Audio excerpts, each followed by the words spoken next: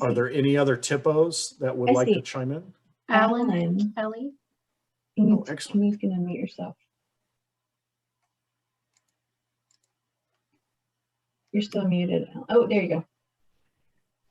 Well, I wish you would have been around when I started the THPO program here, because it was very difficult. And in fact, I didn't even know there was even a program that paid for it through the National Park Service. I did it for a couple years, and I did the Section 106, and actually, with the Section 106 advanced training, because I've been doing it for a couple of years. I thought, well, I might as well just start with the advanced training, and through ACHP.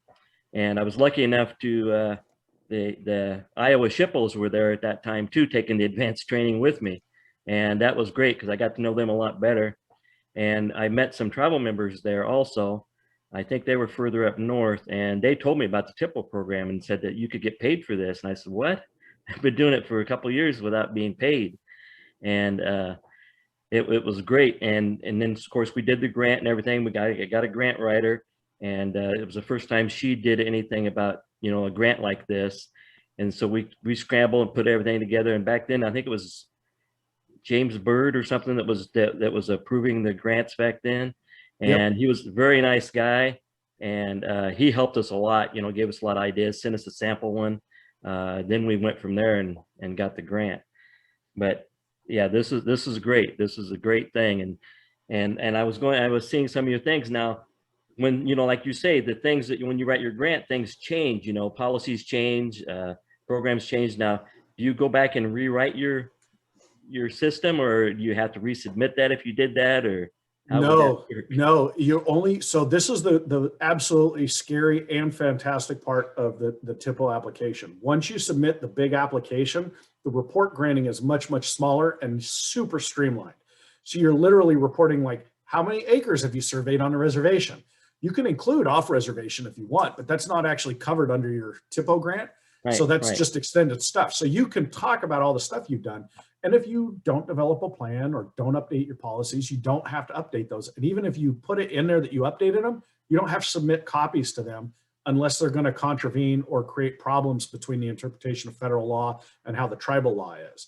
So a good example of that would be if you guys are making eligible properties that would not be eligible under the National Register for additional contributing elements, that may create a complicating factor later on, but it shouldn't affect anything. And you guys should be able to do whatever you want, change policies and procedures, and NPS won't even care.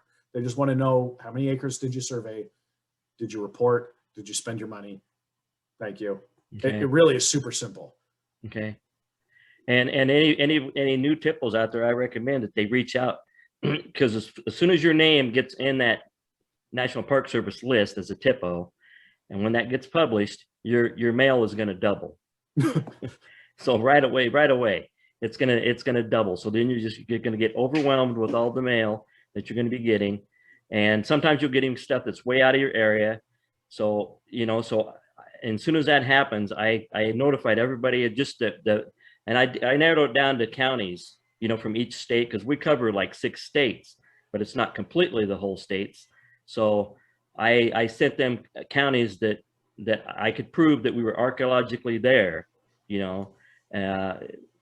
Well, and keep in mind, under 36 CFR 800, and we provided the citation yesterday. If we could pull it again and drop it again, that would be fantastic. It was in the chat box yesterday.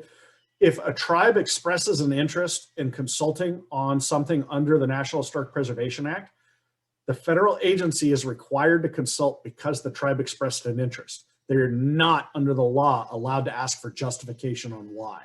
The act says that any tribe can ask to participate and express interest, and the agency shall consult.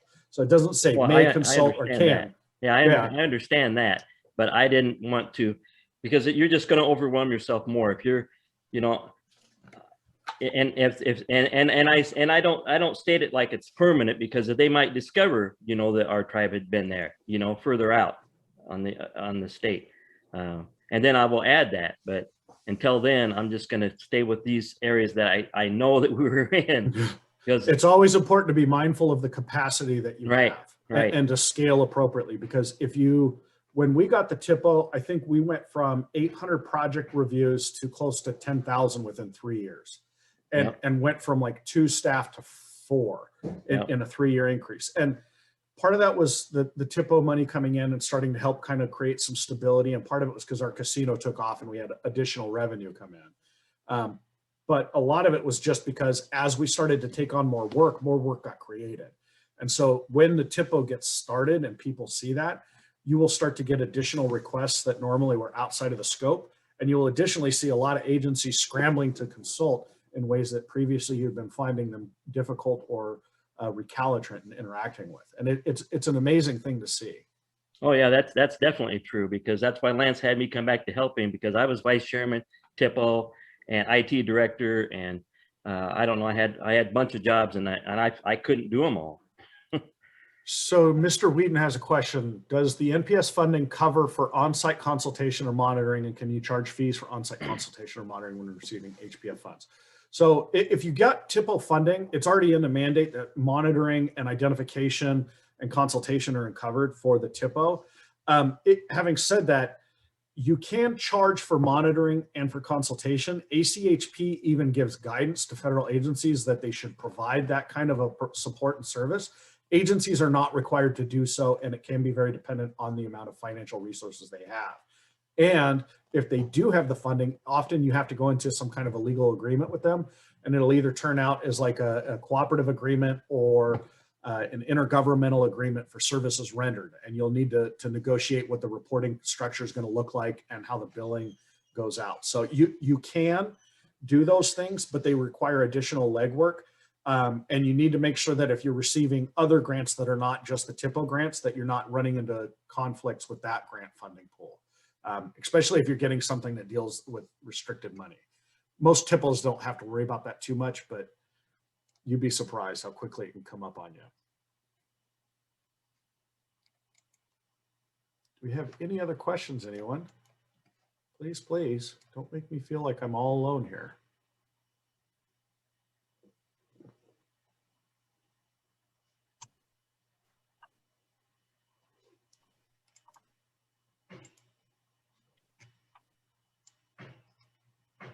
Do we need to start calling on people? We actually have a lot of time left. We budgeted a lot of time to go through this application example. So I was expecting a lot more questions, to be quite honest. So I mean, if folks, oh, I'm just starting out, so I don't know what I don't know. You know, we can have a yarn about field methodology and other stuff if folks feel like that's useful, you know, because this can segue pretty far. But the big part is if you guys are looking to develop this, you guys have an absolutely fantastic resource in the tribes that have expressed an interest in helping already. So the TRIPOs that are active right now engaged. The board at NATHPO and the staff at NATHPO are super interested in getting more TIPOs out there, whether you're associated with them or not. And the instructors are all people that are obviously interested because we're doing this and not getting paid. So I would really encourage, if you don't know the next steps, are unsure, reach out, ask Val, talk to some of the other TIPOs in your local area, reach out to some of the TIPOs that have been on the calls in the class, ask the questions that you're not sure about. If you need additional time to think about it and want to come back and approach with additional questions, do that well. Is there a set number of duties you must take over, and how do you decide? I believe Jamie addressed that in some of her comments, that it's like A, B, C, and D that you have to take, right? let me pull up the SHPO duties here.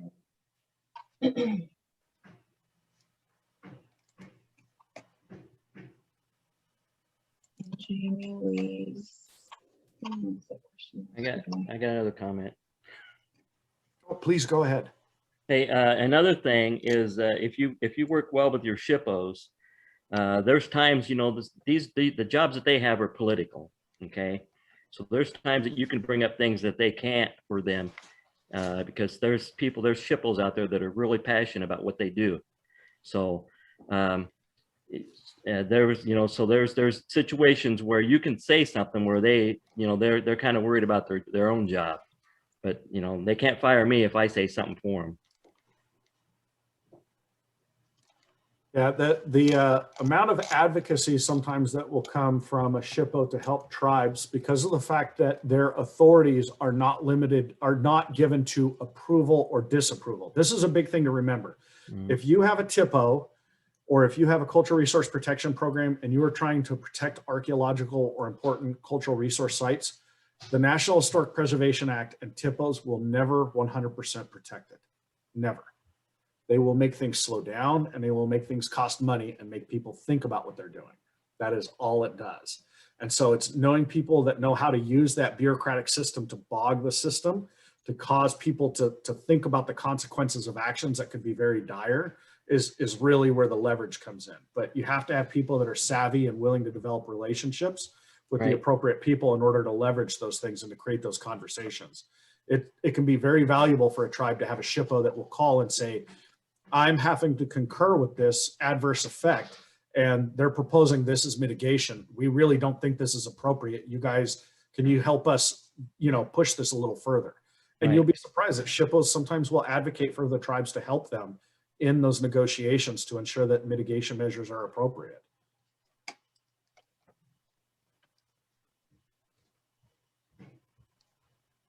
And if for some reason you don't know who your SHPO is, here's the link to the directory maintained by the National Conference of SHPOs. And I think if you don't know who you have as a specific person, you have to have somebody to identify, at least in the interim, until you identify a permanent. So if you're not positive, you could name like the chair or the vice chair and note that the position would be hired at a later date. I believe Everett talked about that yesterday, or it could have been one of the other instructors as well. So I think that there is the possibility for that. And I would definitely reach out to the staff right at the NPS THPO office right before your application is submitted to make sure that you can address that adequately. My assumption is you're going to have somebody at least named as the interim though. Every application I've seen has had somebody's name so far with that. Is there a way that a tribe can limit the amount of mail they receive by providing NPS with an area of interest description map?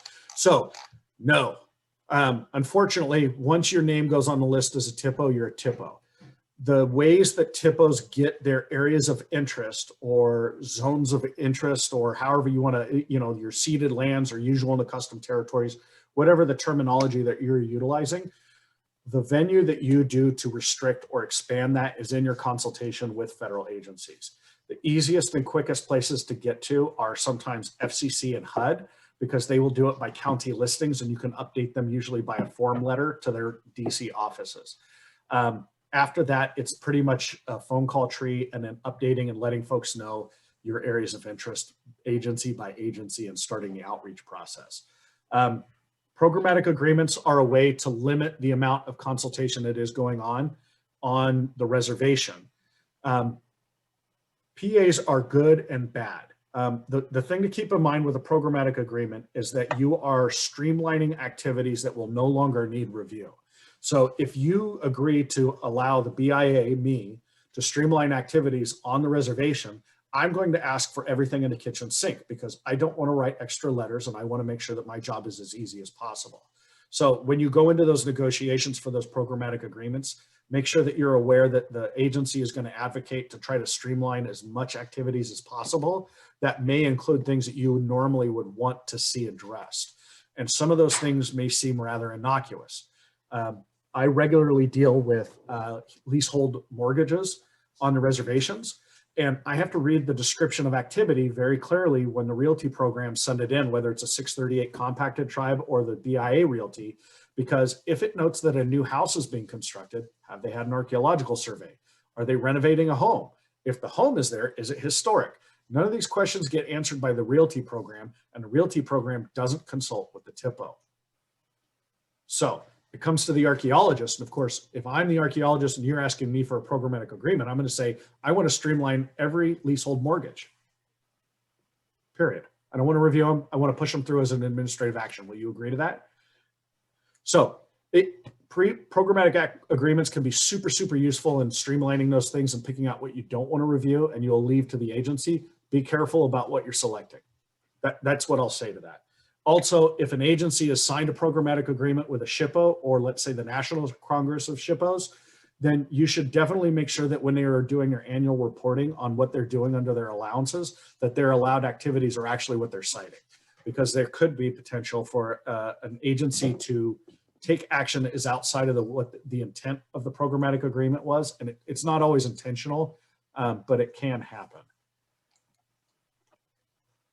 I'm gonna jump back to the functions question quickly. I pulled up the, The set duties. yeah, checklist document here. And Jamie Lee had created this and I had modified it, and the numbers, not in green, but 1 through 10 here correspond to the SHPO responsibilities. And So which ones are the mandatory? Right, in her comment that she sent this morning to Helen's question, do all THPOs take on all SHPO tasks?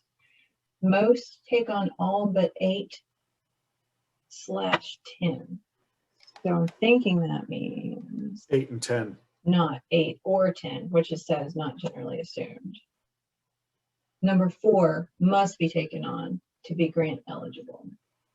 So number 4 would be the required one in order to be eligible. The rest are taken on by all partners with very few exceptions. Presumably she means to those. So most people don't do 8 or 10, and you have to do 4. So Tanya, does that help?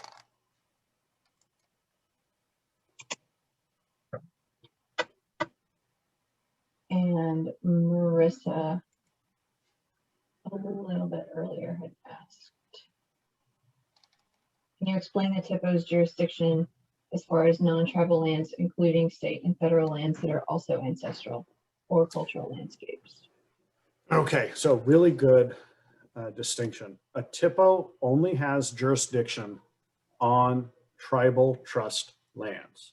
However, all tribes have the ability to consult under Section 106 of the National Historic Preservation Act as a consulting party to any effects that are going to be done on archaeological sites in their area of interest.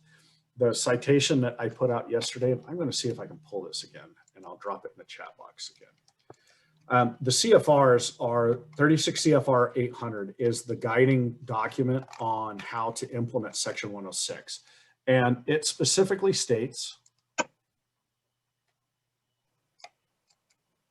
I'm copying it and drop and paste. I don't have the full citation for it, so I apologize. Consulting on historic properties of significance to Indian tribes and Native Hawaiian organizations, Section 1D6B of the Act, that's of the National Historic Preservation Act, requires the agency official to consult with any Indian tribe or Native Hawaiian organization that attaches religious and cultural significance to historic properties that may be affected by an undertaking. This requirement applies regardless of the location of the historic reefed property. Such Indian tribe or Native Hawaiian organization shall be a consulting party.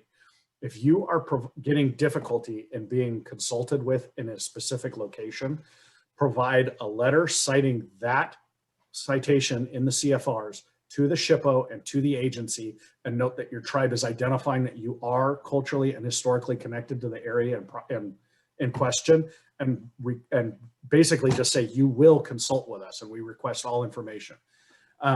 They should not be panning out information. Now, having said that, agencies are not always adept at consulting at the earliest stages. So I cannot guarantee you that if an agency is not making a good faith effort, that they're doing it in timely manner, because all of us are funded different. So take it with a grain of salt, but you should not be being excluded from the 106 process and consultation if you're a federally recognized tribe. If you're a non-federally recognized tribe, it is dependent on the agency, and some agencies do not consult with non-federally recognized tribes. So you will need to look at the tribal consultation guidances for that agency. There are a few, like the National Park Service, that will extend the courtesy of consultation beyond to non-federally recognized tribes, and they have their own policies and identify those folks as traditionally associated groups. And those are usually peoples or a group of people that are associated to the park prior to the park's creation, and or 50 years longer than that. and often have an ongoing and continued connection. And so the ones that I had the honor to work with when I worked at the National Park Service were non-federally recognized tribes that were actually relocated outside of national parks by park rangers and never obtained federal recognition, even though they maintained a relationship with the park all those years. So 150 years of interacting with the park and couldn't get recognition. So there are communities that are like that fall into those weird holes. So if you are not federally recognized, it doesn't mean that you can't consult, but your venues of access are much narrower, and you may need to capitalize on your relationships with federally recognized tribes to be included if you have those relationships. Sorry, it's kind of a non-answer answer. I want to back up a little bit to the area of interest, sort of sidebar discussion we had started having. And if you tuned into the NAFPO conference, you heard a panel discussion on a very preliminary project concept. That's something that the Park Service has been working on internally for a couple of years. And it would be intended to take the place of HUD's TDAT database. So it would be searchable contact information for tribes with accurate and up-to-date area of interest information that is provided and populated by tribes. And so, like I said, we're in very, very early stages of this. It would be tribally driven and maintained and done very intentionally and in a different way than projects like this have been done in the past. But I like to think that you know, a year from now, there may be something that would serve that purpose, that would come from NAFO as a collaboration with several agency partners and be tribally driven. I think we have another question. Yep, I see Tanya's hand raised. Hello, Eric. Hello. This is Joseph Hawley with the Tomoke Tribe. I'm tribal chairman. Hello, sir. So I'm sitting here listening to your conversation about THPOs and the authority of which they have. So with the Tomoke Tribe, we have 4 other bands within our realm. So if we was to encompass the THPO from the Tomoke Tribe, would that cover all 4 bands? Are you guys all included on the same reservation? Yeah, no, they're separate grounds. Okay, so everybody has separate reservations, but you guys all have overlapping areas of interest, correct? Right. So when they ask if there's other parties that would be interested on your reservation, you could identify the other bands as interested on actions that would take place on a reservation. Having said that, once you do that, you kind of put yourself on the hook for consulting with those other tribes for actions on your reservation. Right. What So go ahead, sir. I don't want to cut you okay, off. and on the second note is we have tribes around us that have a THPO and speaking in our realm on different areas that are within BLM property. That's not allowable without tribal consent, correct? No tribe and no federal agency should be taking comment from one tribe on behalf of another, ever. Perfect. That should never take place. That's an inappropriate consultation and not a good faith effort to maintain a relationship. If a tribe has been given authority by another tribe in writing, that's a different animal. If they, you know, because sometimes you'll have big intertribal organizations and somebody will say, we had a big NAGPRA thing in the Northwest, and one of our local tribes took the lead, and we just said, hey, look, Cowlitz is a lead on this with the agency. We're going to follow them, and if we have comment that's separate, we'll address it as we need to. And other than that, we followed Cowlitz's lead, but that was only for that one specific project. So Exactly. So if another tribe's doing that, I won't tell you what to do with your community partners, but you should remind the agency that government to government consultation is just that, G to G, and not a third party intervener. That you Right, can't have and that's exactly where I went with it. So We had one THPO come up to me and tell me we're consulting on this area. I said, you cannot consult without tribal consent. Your tribal council will tell you when to consult, if we're gonna give up that authority. So we have to really look at when we're creating these things, everybody looks at their boundaries and understands their boundaries that they can play in, correct? So that is a much more complex question. There are, I'm going to take over the map again, or the screen, if that's okay, because I think, or actually, who's screen ring right now? Val, is it you? Okay, I'll stop. No. Could you? Oh, never mind.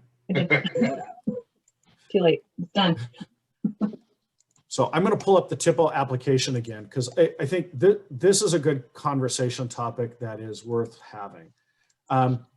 You know, in the case of Grand Ronde, we, you know, expressed a very wide interest in our area, most of Western Oregon. To make things complicated, there are more than a few tribes in Oregon and Washington that have overlapping areas of interest. And you could say in some cases, maybe even higher levels of importance in their levels of interest on that. So this area right here in Jefferson and Deschutes County is part of the UNA, or the areas of interest by the Grand Ronde, but that's the Warm Springs Reservation. Warm Springs isn't going to be too keen on Grand Ronde looking at anything on a reservation because our people don't go there unless we're invited, right? But we still express it in the area of our interest. When it was our normal consultations, Grand Ronde would normally refuse to comment and defer off to Warm Springs when I was the THPO. I don't know what the semblance of normalcy is today anymore between the tribes, but sometimes there is a well understood agreement between communities and sometimes there is not. It is hard sometimes to remember that 106 consultation can be sometimes a place that we bring in other politics that are not necessarily the healthy place when we're thinking about preservation of an important cultural location. Preserving a site does not and will not advocate for treaty right claims from one tribe over another. It simply protects the site or it doesn't. And so when we think about these things, I see sometimes we need to remember what our goals are. And if you have a THPO, remind them their jurisdiction is to think about site preservation and protection, right? Identify, preserve, protect. Find our cultural resources, identify them, preserve them, and protect them. Don't let them get caught into the politics of intertribal communication because that is outside of what they're supposed to be paid to do. You know, they're the warriors to protect the heritage locations. That's it. Y'all that get voted to be politicians get to do the hard stuff. Exactly, and that's probably the biggest biggest gap that we face. THPO, tribal, back and forth. You know, and then you're mentioning 106. 106 is tribe's responsibility, correct? I mean, that's where your councils make decisions on 106 basis, and that's government to government consultation. So those things are issues that are brought in a whole different manner than your THPO is going to handle on his own. In a lot of cases, especially off reservation, and it depends on the authorities that are extended by the council. So the council can keep those things as structured as they want. So here, I'll bring a couple of examples. When Grand Ronde created their THPO, we had a cultural resource protection program that was inside of the cultural resources department. So we had like a language program, and we had a museum development program, and then we had a traditional technologies and arts class program. And then the cultural resource protection program was like 1 or 2 people, and we ran around the whole state and told people quit digging. And when they created the THPO, we were embedded in the cultural resources department. But if you go right across the river to Yakima, and I know that we have Val here, the THPO in Yakima is its own little animal off to the side, but they have a whole nother program that is empowered with doing consultation for historic properties of cultural and religious significance, which is their cultural resource protection program. So when I consult on the Yakima reservation, I have to consult with 2 offices, even though I only need 1 concurrence. And it's because of the way they structured their government. And that's totally their prerogative. So, I mean, when you develop the THPO, the tribal leadership will also need to figure out and determine what authorities they are or not extending into that, because the THPO is a political appointed position.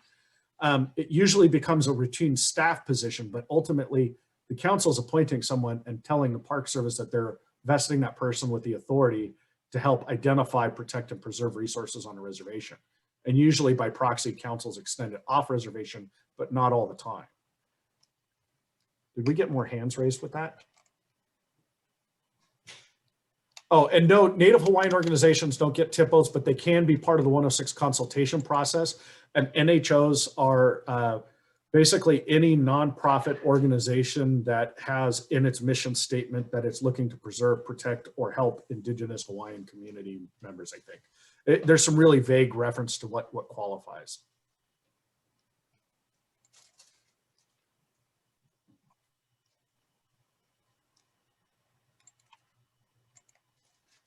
No one else?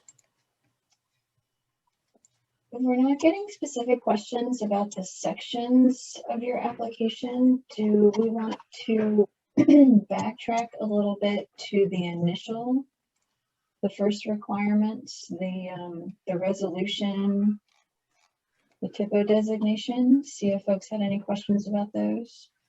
Valerie, real quick, Tanya Reynolds has her hand up. Okay. Thanks, Melissa. Tanya, can you unmute yourself? Our chairman Holly already asked the question, but he used my name. Okay. I thought someone in your square started talking.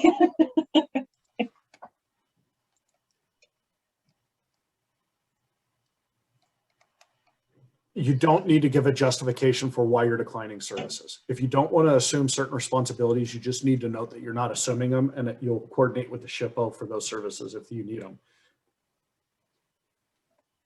Yeah, there's no reason to give a justification.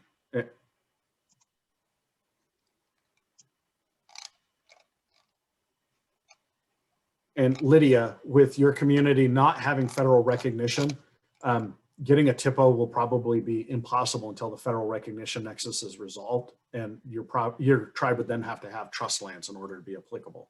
Having said that, if you're interested in consulting under 106, as we talked about, there are other avenues as interested parties and things, and so you definitely need to work on relationship development to exercise those. It's real. Fortunately, it comes down often more to who you know and how good of a relationship you have with them, as much as it does knowing what the law says and means. And so it really is incumbent on developing relationships with those folks and agencies and your tribal partners as well if you're wanting to become a consulting party in a new area or in an area that you haven't been able to express your interest in because of historical circumstance, which is more often the case.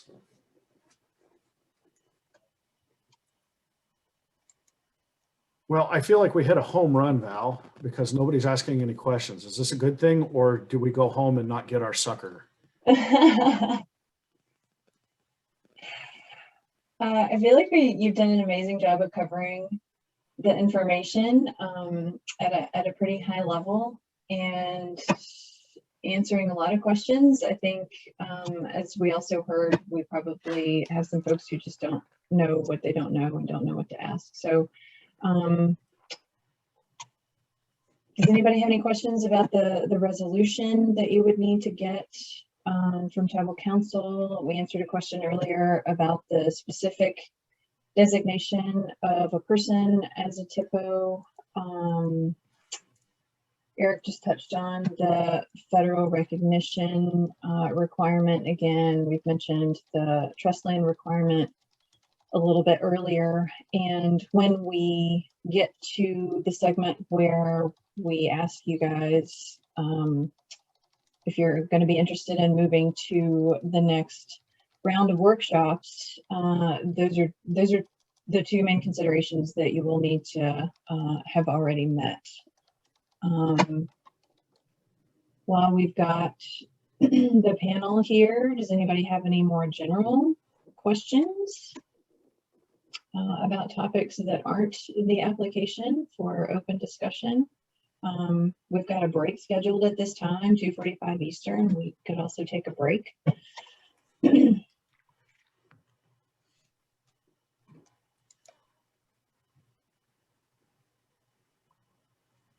Oh, good Lord.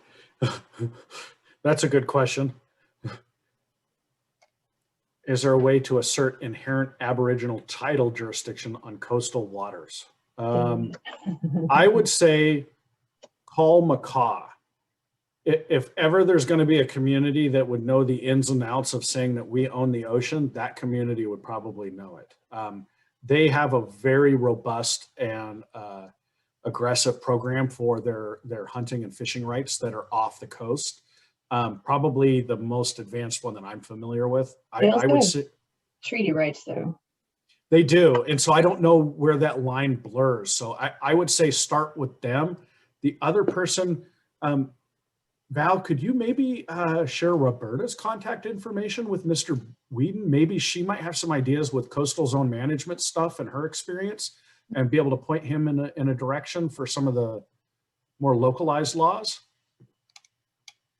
Yeah, and I think I know where you're asking that, David, so I'm just thinking about where I Is can there a point you. particular example you have sent that is best used for the, so my reservation was about 11,000 acres or 10,000 acres when we did our application for size comparison. And a lot of what you see for the Grand Ronde one and that we were showing as an example is just boilerplate that literally I pulled from several other applications.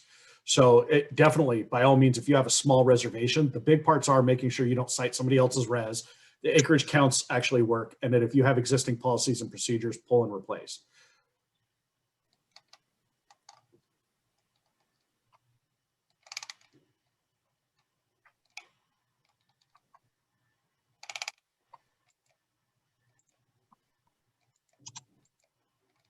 I am not seeing any other come in.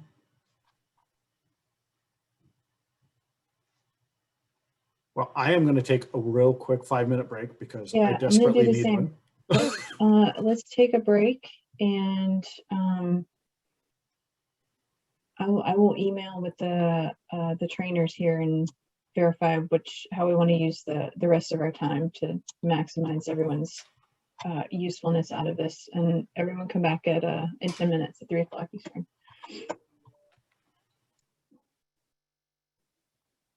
Break. For those of you leaving us, thank you for joining. We are recording this. We will post the link and any other information that has been requested as we go through the chat box. Share with you guys.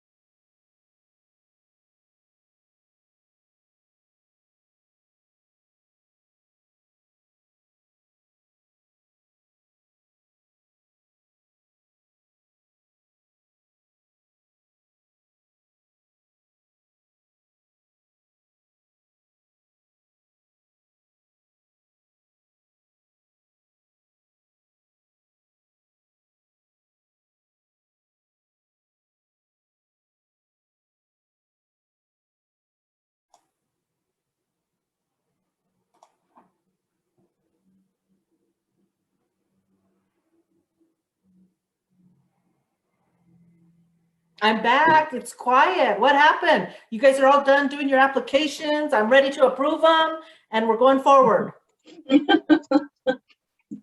Exactly. Okay. We're Actually, just so sad not to have you around. Oh. We're just moping, just moping. I knew it was quiet. Like, what's going on? we're taking a break. Oh, okay. We do seem to have gone all the way through Eric's sample application and gotten everyone's questions answered, or they don't know what questions to ask. So Okay. You did get another question in here. What do you think about a tribe's THPO also being the head of their tribe's cultural resource archaeological management enterprise? Is this a conflict of interest? That's a good question. Yes and no. I was the head of the cultural resource archaeological management enterprise and the THPO at Grand Ronde, but I made sure that every report that was submitted that I had to concur with the finding of effect, I was not the main author on. So I also made sure I wasn't the primary or principal investigator. And if I was, then I had the deputy THPO make the concurrence against my work. So it is possible that it could be a conflict of interest, but there is nothing in the legislation that says that a tribal THPO couldn't do the work and then concur with their own findings on the reservation. There's nothing that says that they can't do that. Whether or not that's ethical, I think is completely up to the judgment of the community and the individual and their discussions on how they want to structure that, because it's,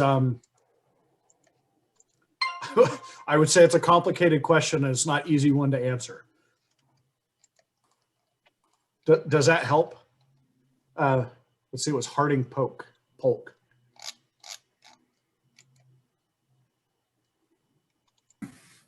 Yeah, that does help. It's it's an issue that we have in our region of the BIA that, like you said, since there isn't any official thing that says they can't do it. Correct. I mean, if you have a situation where a tribe has an archaeologist who is doing work and then concurring with their own work that you don't feel meets the requirements for the BIA's needs, as the BIA archaeologist, you have the right to refuse that level of work as meeting the requirements of the BIA's level of due diligence and not submitting it to the THPO for the concurrence, or saying that you cannot accept the concurrence because the work wasn't adequate. I mean, then you get stuck in kind of a circular pattern of, like, you know, who's going to win, the THPO or the archaeologist, and neither is going to have the ability to make it move. And there has been cases where I have rejected reports that came out of that enterprise. Yeah, I haven't had the situation yet where I've had to reject any reports as a BIA archaeologist. I have as a THPO, and I have actually when I was like a consulting element to a report submitted to a federal agency when I worked at the tribe. So it runs the gamut. When it comes to ethics in archaeology, our discipline has been fraught with problems since its inception. And we seem to find the best ways of making it carry along with us in all the new inventive ways, especially as technology comes to catch with us. I think if you're having real issues with it, especially if the quality of the work is affecting it, you may want to talk to the enterprise itself as a separate entity and ask them about what you can do to help bolster their professionalism, because you're worried about some of the quality of the reports coming out. And that way you're not making a reference to the tribe or the THPO. You're talking about making sure that they're meeting their federal requirements, because you want to make recommendations to other agencies, don't you? Yeah. Well, you can't do that if the quality of the work isn't what you would feel comfortable with. So, I mean, I would see that as making an offer of helping community development as much as it is ensuring the quality of work. But it is a difficult road to navigate. Are you the regional archaeologist for your region? No, just one of the staff archaeologists. Yeah, I would really recommend going and talking to your regional archaeologist and expressing some of your concerns and see if they have any relationships or inventive ideas that may be able to help address the issue. She starts in 2 weeks. Ooh, well, trial by fire, right? That's after not having a full-time regional archaeologist for 2.5 years. Yeah, Northwest region, we went 6. Oh, new question. Mr. Whedon, are there any benefits to including natural resource programs and THPO programs under one departmental structure? Yes and no. The benefit is if you're doing a forestry related program and you need the THPO's concurrence in order to get the forestry project pushed through, you are right there involved in the early stages of the I planning. washed the greens. You're capable of I engaging wasn't sure what quickly. you were gonna want, so, Yeah. yeah. We've got pigeons. Hey, John, living do you think you could underneath hit the mute button for us? nesting under there. Fucking Sue, And she's up Valerie. there again, you know, thinks. There, I muted him for him. Yes, there is some value in the fact that it can expedite planning. It can expedite your EAs and your EISs that are going to get reviewed by the BIA because the THPO office is embedded into your natural resources program. The issue I think that you have to think about is the same one that Harding was just bringing up with the conflicts of interest. If you have the THPO concurring with the work of the same program that they're embedded in, is it a conflict of interest in what the product of their work that they're pushing out?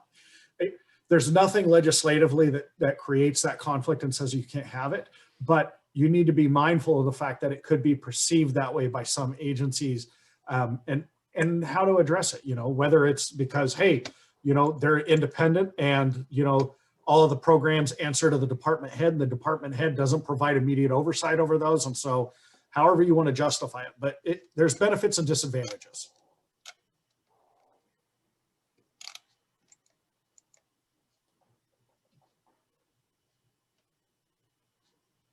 Here's another question. Did we get David's question? What's this one? Benefits to including natural resource?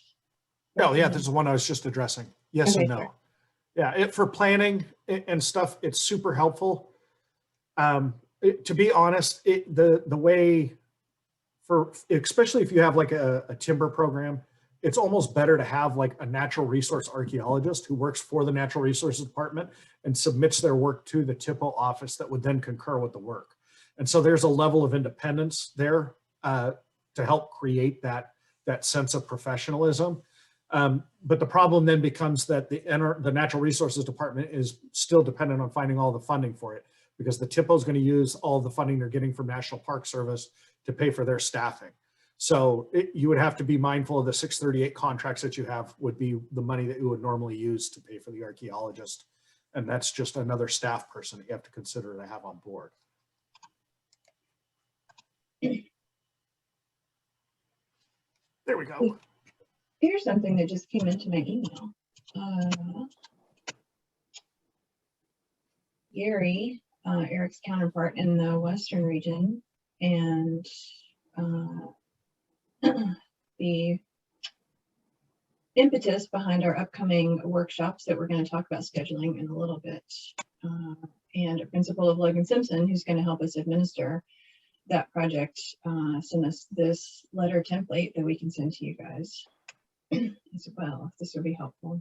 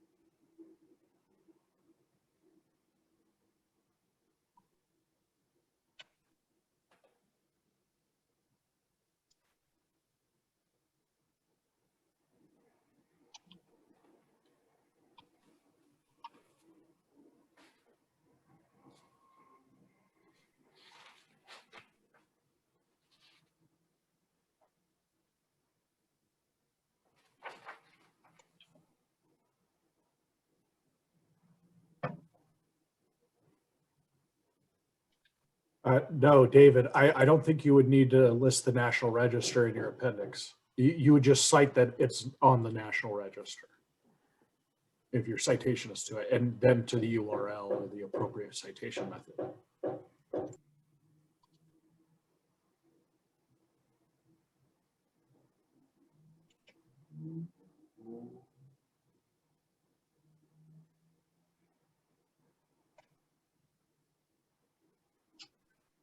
Another quick little NAFCO sidebar here. In addition to the follow-up workshops in this series, we're also planning some other exciting programming this year. THPO Toolkit is something that John Welch played a big part in creating a few years ago, and we're going to drag that out, dust it off, update it, maybe take more of a topical approach, and offer some more, training workshops on a variety of things that we heard from conference participants in January that they want to know more about, and those will be virtual throughout the rest of the year as well. If you registered for this workshop, full disclosure, I'm planning to add your email address to my tribal distribution list so that you get that information from us. We are in early conversations about a mid-year event, although mid-year is coming up really fast, so probably more like a 3/4 year event to address sacred sites. I think we sort of introduced this topic throughout the year already in a couple of different ways, namely that even NHPA and Section 106 in the National Register don't actually protect sites of any sort, particularly sacred sites, in a way other than requiring agencies to consider the effects of their actions before they could then technically go ahead and do whatever it is they want to do anyway.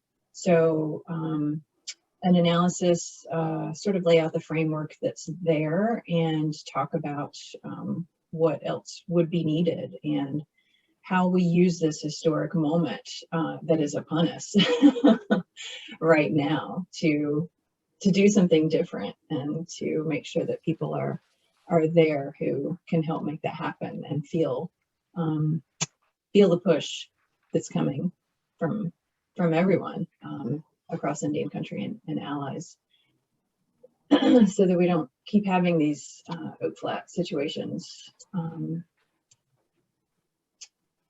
What else, Julie? What else are we gonna do?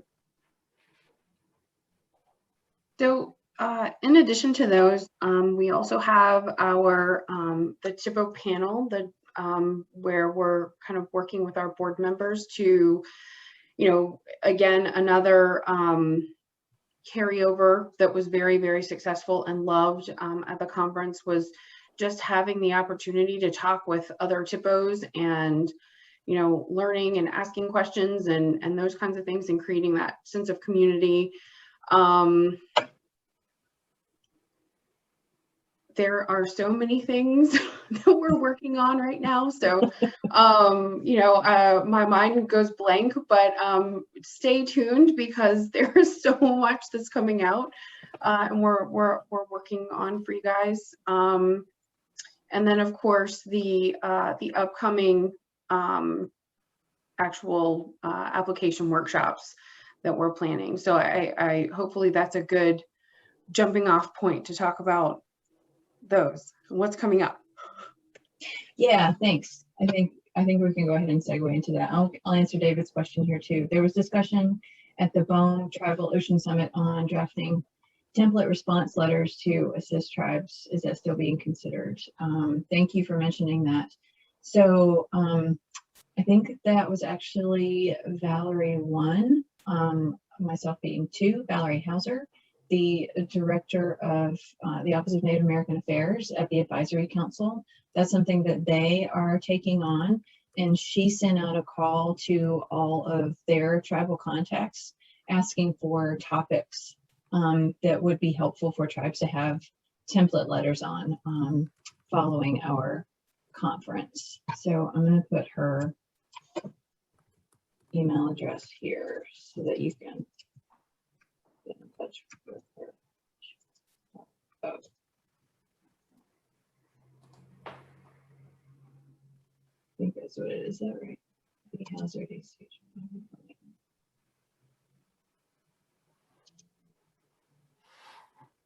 that is something that ACHP is working on and will be sharing. And we will gladly share what they share. We collaborate with them. But we have to rely on our partners for some of the things that we just can't do it all. Yes, we have. Sorry.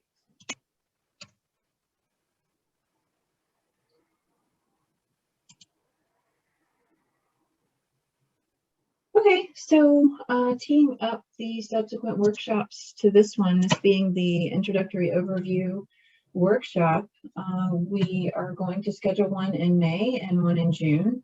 That will be more of a direct copy of the one that you, Michonne, and Jamie Lee did with Gary last March, and that will be pairing a consultant, most likely from the firm Logan Simpson, with a tribe who is ready to go through this application. You may already have started your application. You may have realized during this workshop that you meet the requirements and that you would have the support of your council to go ahead and do this application. And so we want you to let us know if you fall in that category, and we can match you with a turboTHPO wizard to help you go section by section, one-on-one through the application in either May or June, and get that done. We had planned for those to be limited to about 6 tribes each. I don't really know now what kind of response we're going to get based on the number of participants we've had here, and we're still at almost 50 today, which is astounding. I don't really think I want to necessarily take up time by asking you to, asking for a show of hands or anything like that, but I will ask you to reach out to me, and I will also correspond with all of the registrants for this in case people aren't on anymore. And start getting those May and June workshops scheduled. Julie, to sort of back clean up here, one of our big goals for this was making sure that people leave with the list of homework items that they would need to bring to those May and June workshops. I feel like we've kind of done that. You know what? Let's do a quick show of hands. Does everybody know how to raise your hand? If you go down to the bottom bar, there's one called reactions. And you can actually raise your hand there if you belong to a federally recognized tribe, if you have trust land, and based on what you've heard here and or possibly have already started the application, would be interested in signing up for the subsequent workshop to get that one-on-one expert to help you complete it.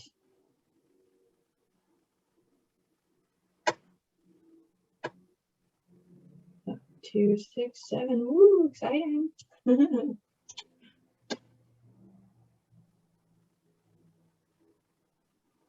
Like 8.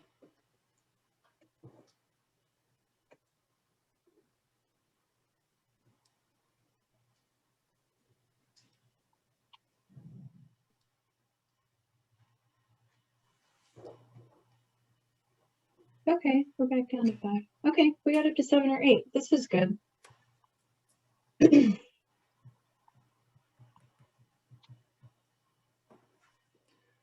Val, is it okay if I share my contact information in case people have follow-up questions? Okay. Mm-hmm.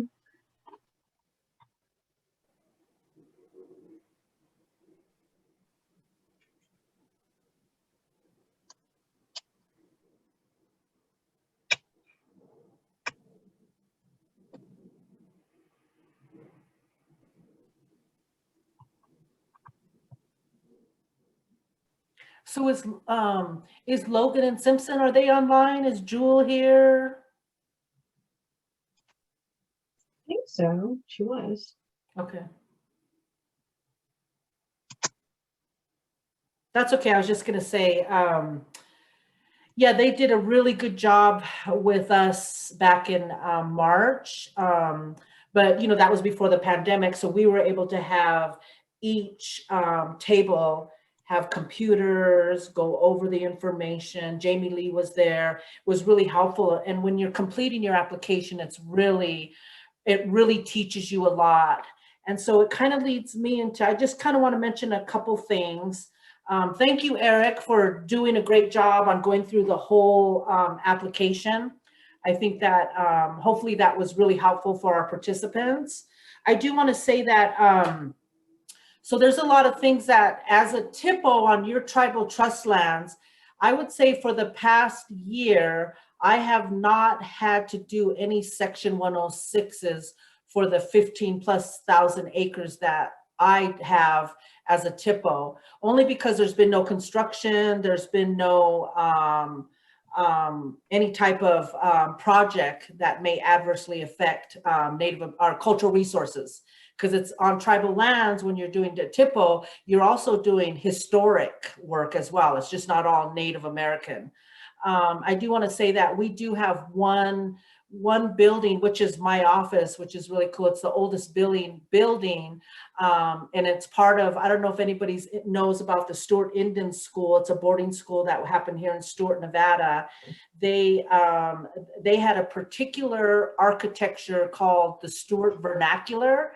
And our oldest building on our reservation is one of those buildings. And so we are on the National Register. So that's where my office is.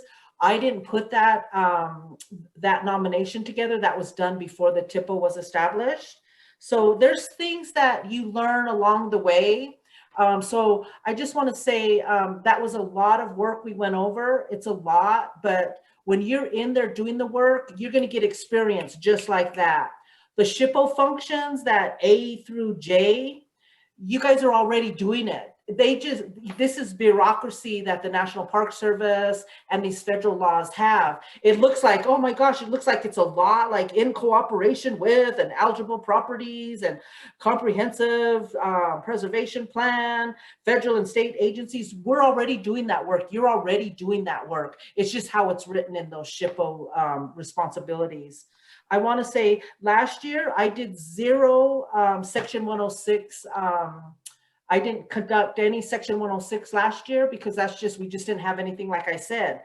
However, I did hundreds of reviewing, responding, and monitoring projects throughout our cultural interest areas that is outside of our tribal lands. So I do a lot of work off of tribal lands, like I talked about yesterday. I do want to say that tribes always receive letters that say, okay, this is the project, it's from BLM.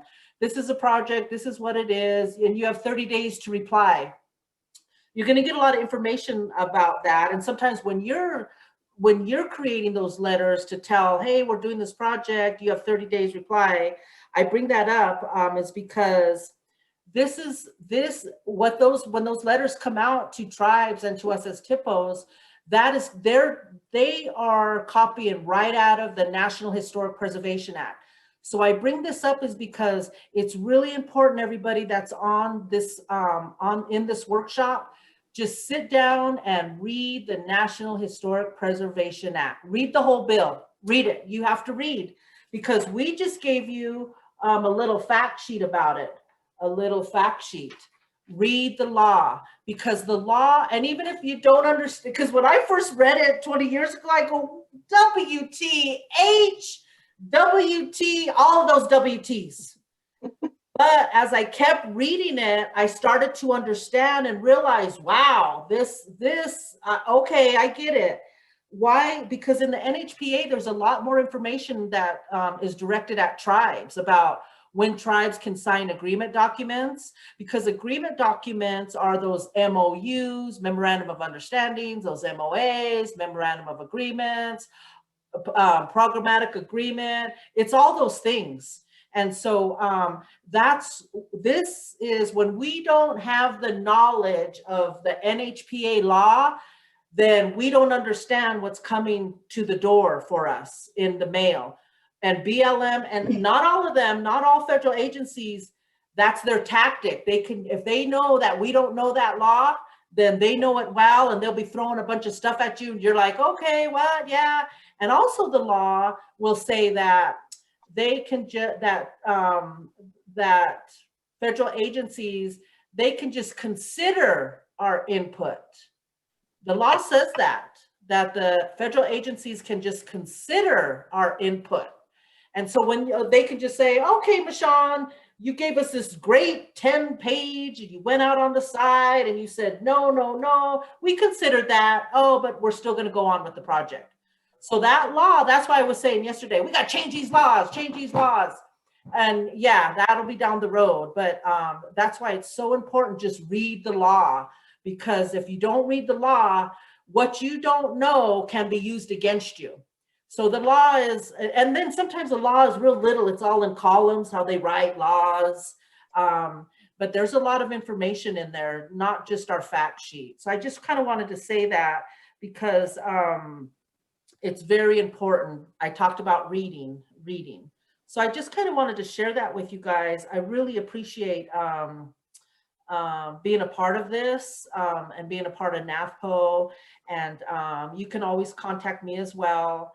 I am listed on the NAFPO website as the THPO for the Reno-Sparks Indian Colony. And I think it'll be a great opportunity. And once again, when we can begin to see each other in person at these conferences, if that ever happens again, you'll see how great collaborating, the workshops, because the THPOs will do workshops on what they've done. And then usually NAFPO has all the federal agencies there, and they'll have National Park Service there, and you're learning and you're hearing and you're sharing, you're receiving education and you're giving education. So I think that we're almost maybe finished up if there's no more questions. I don't know. I'm just hurrying myself up. And so no, that's perfect, Michonne. Thank you for that. Yeah. And I also put the link in here to ACHP's site again. They've got a training and guidance page for Indian tribes and Native Hawaiian organizations. And they've got some free online trainings and guidance. And their job is to oversee the Section 106 process and help provide accountability for agencies doing this stuff, because it's agencies that are supposed to be doing this stuff, right? Then a lot of times they do try to delegate. And I don't say that they do it knowing that you guys don't know who to turn to or don't know the answers, because that's not necessarily true. But ACHP is there for that. So people come to me with questions sometimes, and in those cases, I direct them to ACHP and to Valerie Hauser because they can intervene, and they are advisory, but that's what they're there for, to answer those specific questions and step in and provide help and assistance when needed. And they've got some things that can help give you a better understanding of the process and THPOs and tribes' role within it too. And also, if you don't get emails from them, they do maintain a Section 106 contact list of tribes, including tribes without THPOs. And the more tribal cultural resource contacts they have, the better. So I have your email address if you're registered, and you will be hearing from me, but also please reach out to ACHP so that you can hear from them too. They've got a lot of resources and good information and helpful staff. Frankly, whose hands won't be so tied for the next few years as they have been for the past few. That was great, Michonne. Thank you for that. We do seem to be wrapping up a bit early. If nobody else has any questions or comments, you've got Eric's information in the chat box there. You've got Gary's information in the chat box there. I want to reiterate that we'll be getting in touch with everybody who registered for this, and please reach out to me separately if you are ready to get signed up and scheduled for the next workshop that will actually be the turboTHPO wizard. And you know, before then, if that's what you want to do, we will do all that we can to get you ready for it. Make sure you have the documents that you need in hand, and you do what you need to do beforehand as much as that's possible. And if you're not at that point, we are also equally grateful that you joined us for this workshop. We intended this to be an overview introduction, and I think we've done that and then some. And it's been super informative for me as well. I've learned a lot. And if there are other questions that you have short of beginning the actual application, continue to reach out to us. And if I don't personally have the answers, then I can try to connect you with someone who does and get your questions answered about things that you may need along the way if establishing a THPO office is something that you're interested in and you're not quite there yet. We want to meet you where you are and continue to help you along the path in the ways that you need. That's what we're here for. Thank you so much to Gary and to our Logan Simpson folks and our consultants who have joined us today out of an interest in supporting this effort and learning themselves and hearing from tribes and from THPOs and aspiring THPOs what the needs are. That's what we need. We need everyone on the team. Thank you to the NATHPO team. Thank you to our past and present board members. Thank you to our trainers. These guys are, as Eric said, giving their time to make this happen. And this is a hobby for them. This is a passion project, and we're really excited. I think we've started something great here, and looking forward to continuing this process. I think I've thanked everybody. I'm sorry if I left anybody out. But we want to thank Melanie. I think Melanie's going to close us out. Yes. Valerie. Yep. So I'm going to turn it over to Melanie to close us out with a blessing. Okay. First of all, I just want to let you all know that I'm a THPO as well, and you can reach out to me. And I had a really hard time doing our THPO application, and bless his heart, Mr. James Bird would come up with something new for me almost every other week, and said he would be encouraging. He said, "I know you can do this," but it was difficult for me. So I have every confidence that you can do this THPO application. And if you need help, just call on any of us, because we are more than happy to help you. I have a little thing I want to read here. It's from Chief White Eagle. So it's just short. Go forward with courage, and when you are in doubt, be still and wait until doubt no longer exists for you. Then go forward with courage. Okay. Grandfather God, thank you for this opportunity to learn as trainers and upcoming THPOs. We're called to do your work, Grandfather, and we wish to do it well. Bless our people and send our ancestors, our grandmothers, to whisper, you can do this. I'm grateful that you allowed me one more day to rise. Hasasaga. Amen. Thank you, everyone.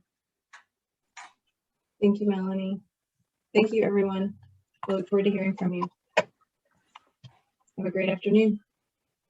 You too. Thank you, everyone. Bye.